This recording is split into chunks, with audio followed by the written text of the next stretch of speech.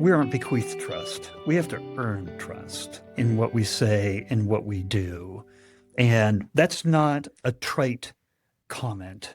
The most recent Edelman Trust Barometer showed that worldwide, 32,000 respondents said that business leaders like you and I, 68% of them said that we are being intentionally misleading. So in other words, our voice is put into a category, no matter what set of values and morals you have and you put into your team and how you communicate, your voice is not going to mean as much as the peers that you were just talking to, the people you're selling, the existing customers that are the peers, their voice supporting, you're creating a trust infrastructure. It takes time and it takes diligence.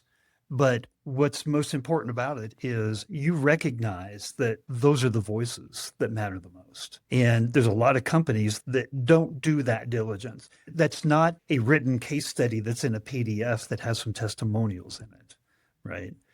I want to hear more about why you're spending that much time in creating that peer validity. You bring so many thoughts to mind in that in that monologue. I think the seller of today has got to do two things. Number one is they've got to create that customer flywheel around them, because that is the validation that differentiates us from the competition, is really getting the third-party trust validation that you mentioned. The second is authenticity. I think the value of authenticity in an AI-driven world is what's going to differentiate the world-class seller, the world-class go-to-market professional from the average. Because right now at our fingertips, we've got so much data, so much to prep with, and it's so easy to prep. Everybody has a seat at the table very easily and can say quite intelligent things. And that's table stakes, right? The fact that you can prep for a meeting in not minutes, it still takes a little bit of time, but you can prep for a meeting now using tools that literally would have taken days of work previously. I think that any seller that's not fully availing themselves of all of the research capabilities that AI brings to the table, then they're failing there. But what's going to differentiate the seller is now the value of authenticity. I am spending more time now on the road than I was 12 months ago. Not spending quite as much time as I was on the road 10 years ago.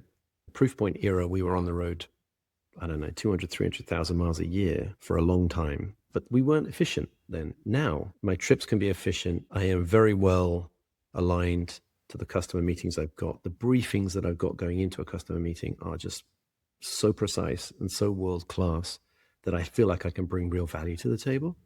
But the reason I'm on the road is because I do want to be authentic. I don't want to be reading from a script.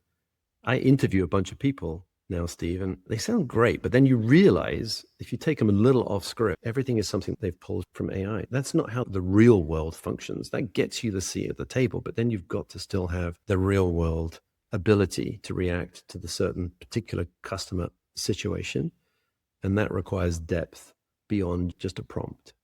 That does require a customer to say, yes, these guys go the distance for me. Things blow up, but they fix it.